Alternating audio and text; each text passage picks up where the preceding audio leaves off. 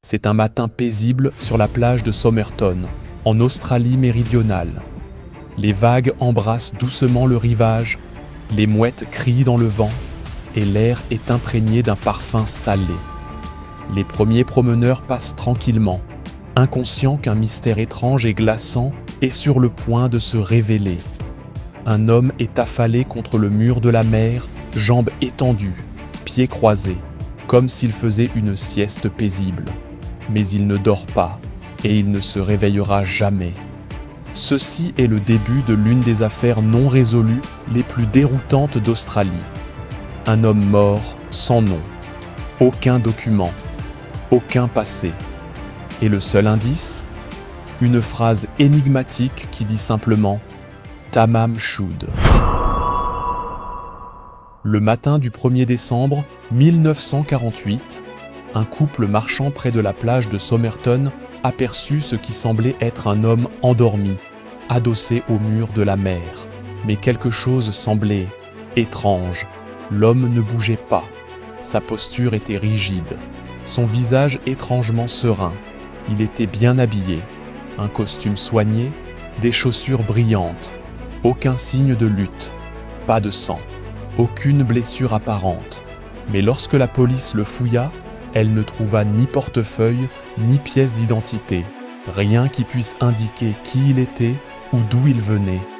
Toutes les étiquettes de ses vêtements avaient été soigneusement retirées. Puis, ils trouvèrent quelque chose, un morceau de papier étrange et apparemment insignifiant, caché dans une poche secrète, enroulé étroitement, comme s'il avait été dissimulé délibérément. Sur ce papier figuraient 2 mots, Tamam Shud. Les enquêteurs découvrirent que cette expression était d'origine persane. Elle se traduit par terminé ou fini. Elle provenait des derniers mots d'un livre de poésie ancienne, le Rubaiyat d'Omar Khayyam, une œuvre méditant sur la vie, le destin et l'inévitabilité de la mort. Mais comment cette citation, cachée dans les vêtements de l'homme mort, était-elle liée à son destin mystérieux ? Était-ce un mot de suicide, une carte de visite ou quelque chose de plus sombre encore ? La recherche du livre dont la page avait été arrachée commença. Les semaines passèrent sans réponse, jusqu'à ce qu'un homme se manifeste. Il affirma avoir garé sa voiture près de la plage de Somerton la veille de la découverte du corps. Lorsqu'il revint, il trouva un étrange livre sur la banquette arrière, le Rubaiyat d'Omar Khayyam. Il n'y avait pas prêté attention, jusqu'à ce qu'il entende parler du message Tamam Shud. La police examina le livre et découvrit qu'il s'agissait bien de la source. Le bord déchiré correspondait parfaitement, mais à l'intérieur de la couverture arrière se trouvait autre chose, un code manuscrit, une série de lettres majuscules entrecoupées de ratures qui n'avaient aucun sens apparent. Cela ressemblait à un 0. Personne, même pas les meilleurs cryptologues de l'époque, ne put le déchiffrer. Une nouvelle piste, un nouveau mystère. Même l'autopsie n'apporta aucune clarté, seulement davantage d'ombre. Le pathologiste nota que les organes de l'homme étaient étrangement congestionnés. Sa rate était 3 fois plus grosse que la normale, son foie gorgé de sang. Son estomac contenait un étrange repas de viande pâteuse et de légumes, banal à première vue, mais imprégné de sang, suggérant un traumatisme interne. Pourtant, lorsque des tests furent effectués pour détecter des poisons, les résultats revinrent négatifs. Aucun barbiturique, aucun cyanure, aucune trace de substance connue par la médecine ou la science. C'était comme si le meurtrier, s'il y en avait un, avait utilisé une substance si rare, si insaisissable, qu'elle s'était volatilisée du corps sans laisser la moindre trace.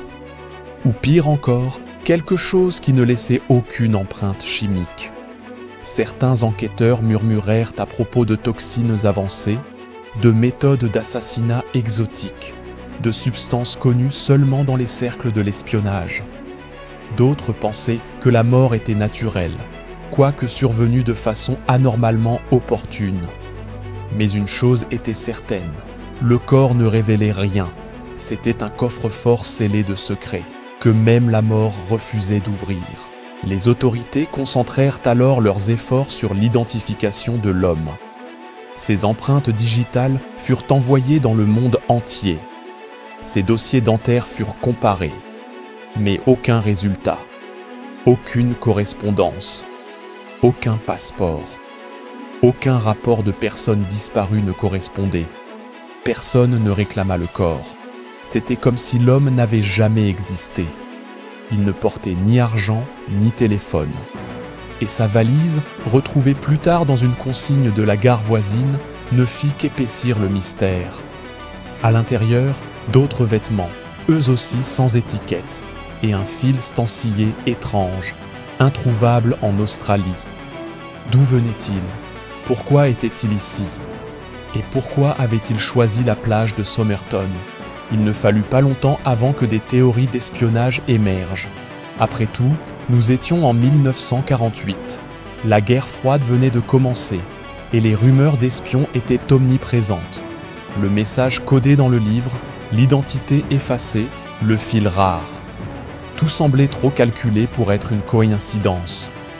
Adélaïde, la ville voisine, abritait d'importantes installations militaires et de recherche. Certains pensaient que l'homme de Somerton était peut-être un messager, ou un espion éliminé avant de pouvoir faire défection, mais rien ne put s'être prouvé. Chaque piste menait à une impasse. Le visage de l'homme fut publié dans les journaux, mais aucun informateur ne se manifesta, aucun allié, aucun ennemi. Qui qu'il ait été, il avait été effacé avec une précision troublante. Puis, une femme entra en scène. La police avait trouvé un numéro de téléphone griffonné à la main à l'arrière du livre de poésie. Il menait à une infirmière, elle s'appelait Jessica, bien que son identité complète ne fût jamais révélée à l'époque. Elle vivait à quelques pas de la plage de Somerton.